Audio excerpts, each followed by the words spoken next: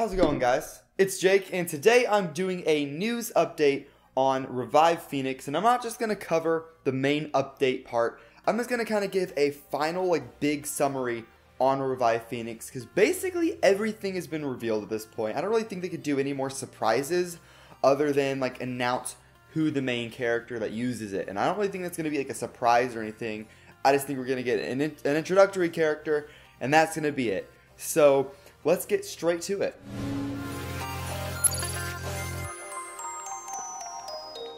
Now guys, before I start this news update, I gotta do a small shout out for my Hell Salamander giveaway, which is still going on.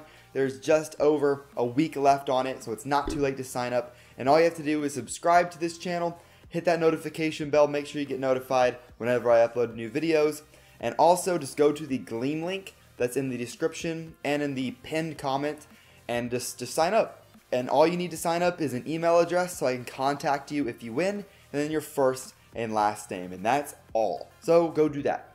Just go. So let's get straight on to the Revive Phoenix kind of full-on summary and just an update. So Revive Phoenix is basically the most hyped bay of kind of this whole beginning of the year, summerish window before we get on to the later releases towards the end of the year, which are going to be the final huge releases, kind of like Spring Requiem and Nightmare Longinus was for Beyblade Burst God. So it's pretty exciting. They started doing teasers and leaks for Revive Phoenix before Hell Salamander was even rumored. Right as it got rumored, we started seeing stuff for Revive Phoenix. So it's still really early on. Before we got a confirmation or even an idea of what this month's bay, which is June, what this month's bay was, which is Archer Hercules, we got teasers for Revive Phoenix. So they're banking on Revive Phoenix to be really awesome, and judging by its gimmick or its ability, it could be pretty awesome. It's gonna look cool in battles, but I don't know if it'll perform that well, but it seems like it's gonna be pretty cool. So let's just kind of do a little summary of it. So basically, Revive Phoenix, if you don't know what a phoenix is, it's a type of mythical bird that after it dies, when it dies, or it kind of lights itself on fire and dies and turns to ash, and then another little baby phoenix is born from the ashes, which is going to be a huge gimmick for this bay. But first, I'm going to start with the driver, which is called Friction. Now, Friction seems like it's going to be pretty interesting because it is a defense type. This whole bay is a defense type, by the way, even though it kind of doesn't seem like it. But it is a defense type.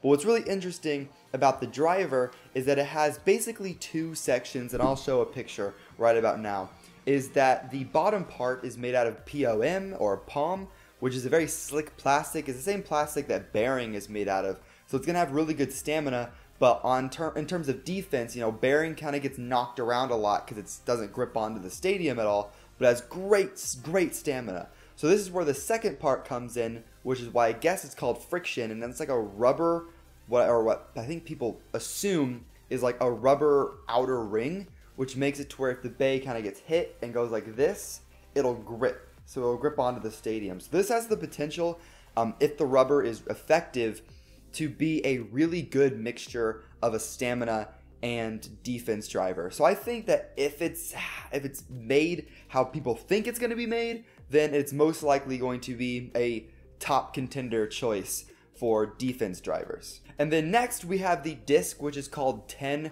and 10, really there hasn't really been anything for it. It's the least exciting part of the entire thing, mainly because there hasn't been a competitive disc released with Super Z yet, because they're all just too light. I think 13 was a little bit getting closer to being viable, but it's still just not there yet. And I doubt 10 will be any difference from this trend. I think it's going to be a little bit heavier than 11 and 12, but I think it'll be on par in weight with 13, except it's going to be a less extreme design. So really 10 it's kind of weak sauce. I don't really think it's going to be special, but who knows? We haven't really seen too much of it. Now guys, here is the coolest part of the entire Beyblade, which is Revive Phoenix, the layer. Now the layer already looks super cool. It just looks cool. I kind of thought it was going to be a stamina type at first because it just doesn't strike me as a defense type. I don't know, it just looks, just the shape in general, but it is a defense type, but we'll just have to see a little bit more of it. But its gimmick is something that we've never seen before in terms of Beyblade Burst, and we haven't really seen this type of gimmick since HMS, and it was on something Fox, Phantom Fox? I can't remember, but something like that. And basically what it is it takes this whole second life thing to the extreme, and that whenever you hit like Beyblade Burst, like the whole gimmick is that they burst, right? So when they collide, eventually one Beyblade or the other, or sometimes both, sometimes both will burst. But this is like a second life to where it has like an outer ring that can burst, and as soon as that pops off, then we get to the interior part of the Beyblade, which I assume can also be able to burst as well. But what's really interesting is that all this was shown off in a Koro Comics like video from their channel, and I have a couple like screenshots I'll show you, but I'm not going to show the entire video because, you know, it's not mine to show off. Like, I don't want to copy that from them, but I'll leave the link to the video in the description and in the pinned comment as well, so you can go check it out. But as soon as this outer layer, which kind of has an odd shape, and I think it's going to have kind of weak teeth, I don't think it's going to be that hard to burst. The inner layer seems to be really, really round, which is interesting. Now, I don't think it's always going to be inner layer or outer layer is going to burst first and then the inner layer. I don't think that's how it's going to be. I think they both had their own system of teeth working, but the inner layer is stronger, the outer layer is kind of weak. So that way, sometimes it'll burst without the outer layer coming out at all, is what I think is going to happen, is what I hope happens, because it'd be kind of annoying for the top part to burst off all the time, and that just be super, super predictable. But once that outer layer pops off, really, it doesn't just pop off and it just acts as a second ring. It legit pops off. It flies into the stadium, it'll fly out of the stadium, whatever, which seems like it could be kind of annoying for tournaments, because are you just going to leave it in there? If someone is going to be tasked with like grabbing that and taking that out of the stadium? I don't really know how that's going to work, but we'll just have to see. But once that outer ring pops off, the inner core seems to be super, super circular, which, if you guys don't know, Beyblades that are super, super circular and have half decent teeth are always really good. Like, Maximum Garuda has awful teeth, but because it's so round, it's insanely good. And when I say insanely good, I mean like it was banned. Like it's banned from all WBO tournaments right now, including the Hasbro version, which is even better. So this could be a really, really, really good Bey. I think that Friction is going to be a really, really good driver, because Bearing is a good driver, and it seems like it's going to be a Bearing that has a little bit less stamina but has way more defensive power. So I think it's like the driver is going to be really good. Hopefully, I really hope it's good. But the driver is going to be good. The disc is going to be mediocre. It's not really going to be that competitive, I don't think. But the layer is going to be really, really interesting. It could be good, it could be bad. I don't think it's going to be that competitive just because of its gimmick, but we'll just have to see. It all just depends on the inner core's teeth at this point. But maybe it could even get banned too, guys. Like, I'm just thinking about it. It could even get banned because of the fact that the outer part just pops off like that. Like, I think that the reason it could be banned is because, not because it's too strong of an ability or anything, but because of the fact that it just be free in the stadium. Like, it can pop out, which is fine, but if it just sticks in the stadium, that'll affect the battle, and I don't know, that seems like it just kind of sucks. So maybe it'll be banned, who knows, but it's really, really exciting, guys.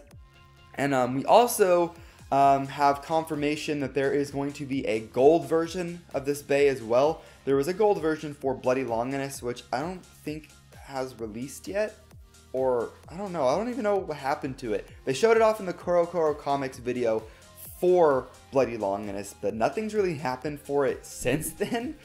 But here's a picture of the golden Revive Phoenix, and it looks really, really cool, but all of these gold Beys, unless they're part of like a premium set or like a mail-in Koro Comics thing, they're always super, super rare. Basically so rare that you can't even purchase it. And if you could purchase it, it'd be like $400 or $500. Like, it'd be ridiculously priced. But Beyblade Longinus hasn't come out yet. But I thought it was supposed to come out in like late May, and we're in early June right now. So I haven't really seen any of them floating on like auction sites. So who knows? But guys, that has really been this update for Revive Phoenix. Tell me what you guys think. This Bay is coming out in July, so it is next month's Bay. There is no confirmation for its release date, but I mean, Bays typically release on Saturdays, so which means it'll either release on the 21st, which I think is way too early. I don't think it's going to release on the 21st of July, or it's going to release on the 28th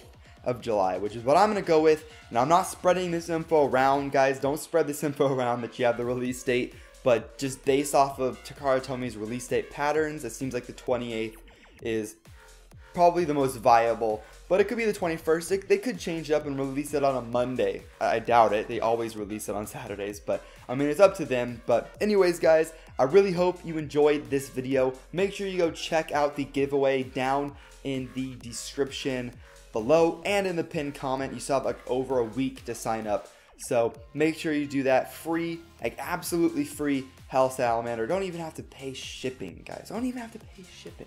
Thanks for helping me hit 116k subs.